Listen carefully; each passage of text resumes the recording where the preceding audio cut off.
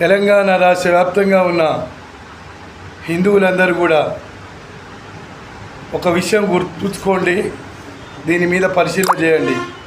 రామాలయం భూములని అమ్ముతామని చెప్పేసి సిగ్గు లేకుండా ప్రభుత్వం అంటుంది.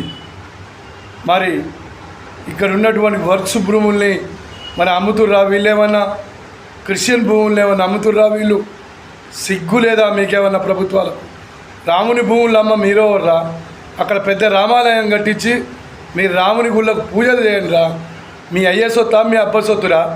భూములమ్మి పరిపాలన చేయడం ఏందిరా సౌటలారా? ఈ ప్రభుత్వాలు ఇలాంటి నిర్ణయాలు విరమించుకోవాలి.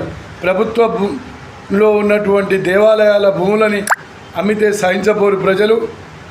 ఖబర్దార్, ఈ యొక్క నిర్ణయాన్ని ప్రభుత్వాలు విరమించుకోవాలని మీ యాదగిరి రాజయోగి భువనగిరి పార్లమెంట్